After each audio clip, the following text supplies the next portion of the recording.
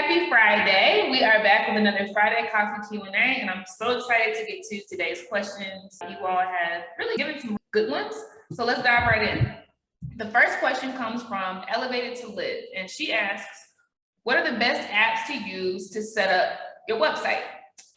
Great question. There are several ones out there. Let me start with some of the easiest ones to use. So Wix, W-I-X, is a very good drag and drop website builder, in that you can tell them what your industry is, tell them what types of things you want on your website, such as booking a calendar appointment with you, such as restaurant menus, such as memberships, if you want to give your tribe the ability to have a login and have memberships, whatever, right? You just tell what you want, and then you hit the go button and it builds the site for you. You can choose your own colors, fonts, etc., right? Free game on this. Wix has just entered into the space that allows you to have your own native app that looks just like your website.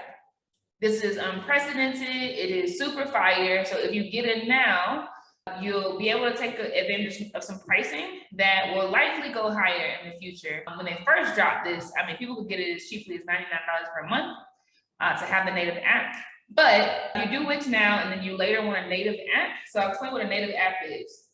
A native app would be, your Netflix app that you can download into your phone, right? It is available for Android, it's available for Apple. A native app would be Table and Tribe by Blaze, our native app that is inside of Apple and Android. It is different from a site that just sits, on a web page, in a browser, etc. A native app is native to a phone, right? It saves information on that phone. You don't have to start there, right? Many businesses don't even need to be in a native app, but it doesn't hurt to go ahead and get the ability to create native apps in the future if you want to, right? From your same web page provider. Now, there are a few other ones. So Squarespace is really, really simple to use. It is built by Square. It is great for people who have websites that sell merchandise, right? If you're a merchant, then it's very plug and play, but others are as well. So Squarespace is another one. Another one is lead pages. So a lot of times you might see webinars have this one long page. You can't, click on home and go to other pages, but there's this long sales funnel page. A lead page is good for that if you want to have a long page that really speaks to customers and their pain points and all the things that might be keeping them from buying. Put a video up there, right? Lead page is good for that. ClickFunnels. So again, ClickFunnels is a really good website builder for those types of pages. Again, not a full-blown website where you have different pages, but where you have a very long sales page that does really good with converting. Really, really good for that. ClickFunnels has this additional suite called GrooveFunnels, which gives you more conversion type things. So GrooveFunnels is really dope to use if you want to have a long page that has somebody, check out. And then once they check out, it pushes things to them like, for $7 more, you can get XYZ and save $200, right? And they add that to the cart and they can say, and for just $3 more, you can get, so it helps you to up your average order value, AOV, which is a really important metric for us founders. But those are some really good pages, and they are simple. Now, WordPress is incredible in that with a little more work and a lot more learning and how to use it, you can create anything. I mean anything. So I've had a client create an auction marketplace for artwork from artists in Nigeria. I myself have created a wellness community called Freedom and Fragility with WordPress. I've created the Blaze Virtual Summit pages, those sales pages with WordPress. I've created so much with WordPress. I've created an author page, the book that I sell, etc. And those are still out there today. But I like the flexibility of WordPress that I can continuously add features, remove features, duplicate pages, adjust fonts and colors. It took me a while to learn how to use it very well, but it is extremely flexible, okay? But you have a bunch, right? A few more just to tell you some things to research. It's called ReadyMag.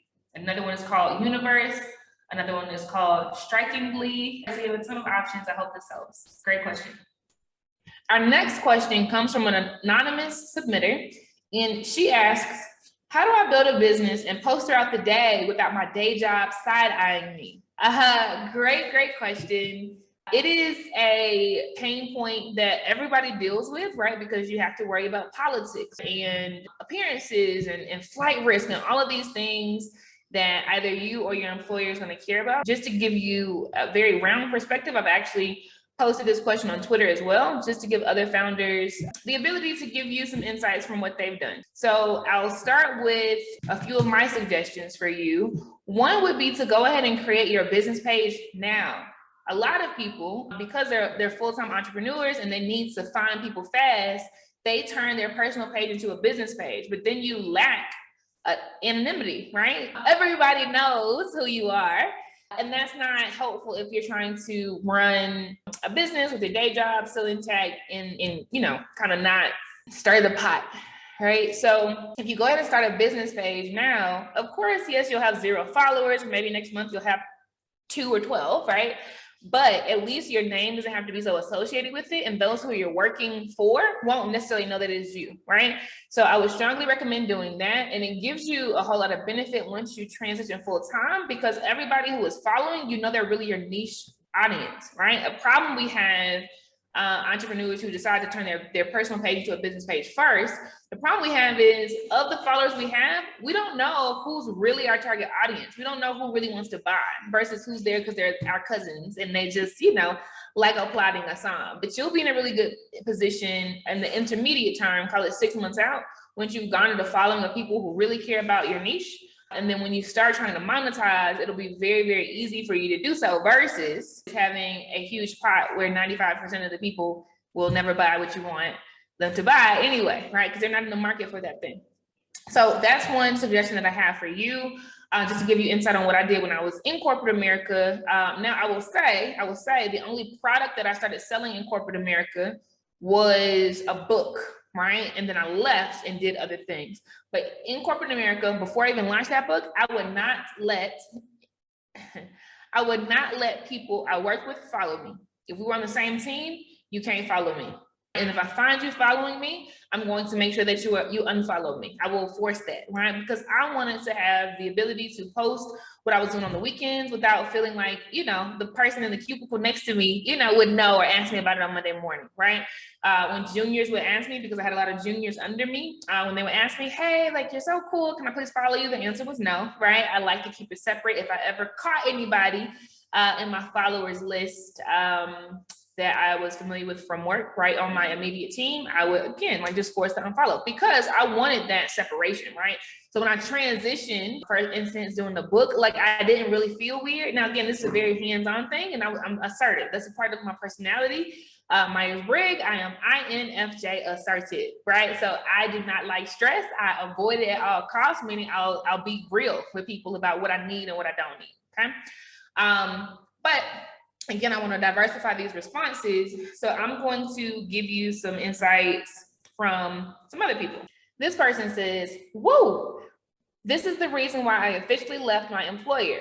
I honestly don't think there's a way around it. It's all about perception and their narrative. And I agree, right? I don't see bosses, and every now and then you'll have an exception to the rule, right? Or an exception to the norm, but I don't see bosses being excited about you building a profitable business on the side that may make you less productive at work, right? Or a flight risk. This is not common, but some may celebrate you, push you, give you the extra time and bandwidth and capacity you need, but most will not, right? They will see a cost associated with what you're doing on the side, right? So this person actually left corporate America because it was getting pretty annoying, right? And risky at work. You really want to be strategic. Right? So one strategy you can use is to keep yourself in really good graces with your employer, with your supervisor, so that they don't feel like you're taking anything away. So that when you do announce that you're stepping away and they ask you, what can I do to help you? Man, that's amazing. What can I do to make life easier for you in your new chapter? If you keep things really, really kosher, copacetic, rolling really smoothly on that side, then you'll answer their question with something that they'll love to do. So in my case, when I left, they say, what? Obviously they wanted me to stay, but when I was very adamant about leaving, when they asked the question of what can I do to help you, I said, I would love it if you would write me some recommendations on LinkedIn because I have very, very strong credibility inside of this business. I have no street credibility yet, right?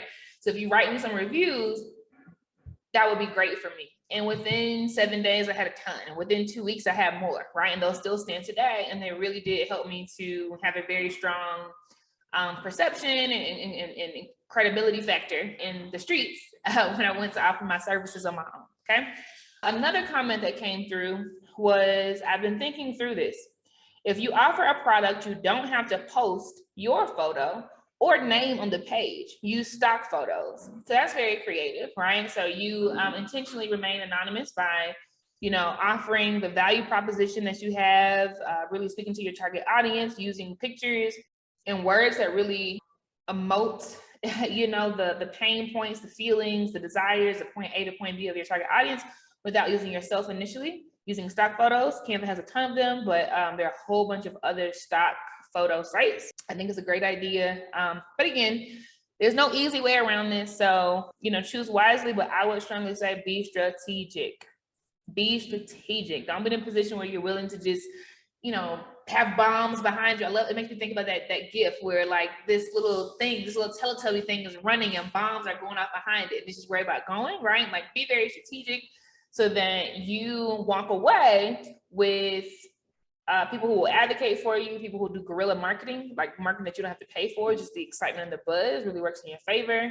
People who will actually deploy resources to you. So, when I did do a crowdfunding campaign after leaving corporate America, I had people from my old, firm donate to that crowdfunding campaign, which directly benefited my business. So, so many ways to skin that cat. It is not easy, but Godspeed. Okay, so our final question for this episode comes from I am Daylin here, and she asks, how do you find your daily routine? Love this question. It is honestly one of the most challenging parts of starting, and probably the most frightening parts about starting entrepreneurship. So I'll just tell you, I make it simple by breaking down my structure into 3 categories, right? So number 1, I make sure I have themed days of the week. And I'll tell you what I mean by that. Monday can be all about marketing, right? So Monday could be the days that you set up your marketing campaign graphics. It could be the day that you batch your content that is used for marketing. It could be the day that you type up your newsletters, right? And schedule it, right? Thursdays for me, this is just giving an example from my own routines. Thursday for me is production day. So that is the day that I make sure that the green screen is set up, that the lighting is good, that my DSLR cameras are charged, etc. And I do content, production quality content. So that is for, content created for my app, content that's created for podcasts for the most part, content that I might want to add to YouTube for tutorials, etc. I make sure that my calendar is blocked for a consecutive number of hours so that I can handle production. Fridays for me, again, just giving my example, but you should definitely think through what things you need in your business or want in your business. Fridays for me are the days that I look at management reporting. So when MailChimp sends out my digest of the week to show me how many people subscribe, how many people unfollow, how many people click links and any of these things, right? I look at those types of digests. I look at digests across Hootsuite. I look at digests with Grammarly, looking at, my words, how many words were spelled incorrectly, how many of my emails and sends sounded confident versus passive versus cheerful. It gives really good insights about that. I look at, my website traffic and how many new visitors came to my site, how many visitors returned to my site, etc. Right? I look at finances and how many sales were made, how much I spent in expenses, what my ROI was on certain initiatives, etc. But Fridays are the days that I really, earmark time to really do deep dives of management reports, right? And I do that on a weekly basis. And over time, it'll just feel like second nature. You'll have a gut feel of when you're getting better, or when things are kind of falling off, and when you need to, place more resources or attention or automation in a certain area, right? You can have community type days, right? So on Mondays, in my business is the day that I do co-working sessions, right? Where the community can come together and we can find some good music and do our work at the top of the week, right? But it could be anything, right? So think about themes that you want to be present in your business. Marketing is a very good theme. It might be production, it might be podcasting, it might be batching, you know, your social media platform content, whatever, but really spread those across a number of days that you have available. If you're still working a 9 to 5, obviously you might have a fewer number of days available. It might just be on Saturday, Sunday that you can do a full day, and then you have some, you know, smaller segments throughout the week. But just theme the days, and I'll make sure you're hitting all parts of your business that a founder in management, right, a CEO needs to be thinking about. The second piece to this, the second strategy to this would be to structure your day, right? So rather than just having a theme for the day and you say, I'll get to it when I get to it, right? It is really putting structure in your day so that you have the battery life in your pack to really show up thoughtfully and creatively in the different things you're doing. So the structure to my day is really in the mornings. I take time for me. I don't rush into things, right? In the morning, that's the time where I try to wake up and look at the sunrise, right? And in days where I'm not sick, I'm getting over a cold right now, but when my body, you know, my immune system's in a good place, I work out, I go to the gym Monday through Friday. And then in the middle part of the day, right? So late morning, I do some work, but I make sure I get a nap. I deal with anxiety. So it's really important for me to make sure I have fuel in my tank to exert, right? So that I'm giving from my overflow. So I take midday naps every day, right? It is very important to me. And as a founder, you can have that type of structure. You can do that. Structure your day so that you make sure you break up things so it's not monotonous. When you were working a 9 to 5, it was probably the case that all day you were just working and maybe you grabbed lunch, right? And that was your only break. But I would really say structure your day so that you are really fueling yourself. You're giving from your overflow, right? And then you're doing some things that really do keep you centered and balanced. It could be yoga, it could be meditation, it could be reading a book. It could be inserting time to catch up with your support system, right? Family, friends, other entrepreneurs, etc. But make sure you structure your day and you break it up so it doesn't feel monotonous. And then the third and last piece I would tell you to strategically focus on will be time blocking your day. So on my calendar, I have a block, even if it's like, let's say it's a management reporting day, right? I have a block of time that I spend to do certain things, and then I give myself a break. I have another block of time that I spend doing other things related to this task, give myself a break, so on and so forth. If it is a day where you're doing communications, whatever, I would put a block of time that you would be spending writing blogs, and then have a block of time that you are spending writing your newsletter, right? And then a block of time where you might be reaching out to your VIP clients, checking on them and catching up about, you know, what happened at the birthday party over the weekend or whatever, right? But really use time blocks so that, again, you're not slipping and sliding throughout a day, right? And you're not giving yourself too many concessions to say, I'll get to that when I get to it, but as long as I'm productive, I'm good. It allows you to be very, very efficient, very, very intentional about the time that you're using. And then it protects your time for the things you need to do, like eating and sleeping and communicating with people that you love, etc. Okay. So those are my tips for structuring your lifestyle, quite honestly, right? And I hope that this has been helpful.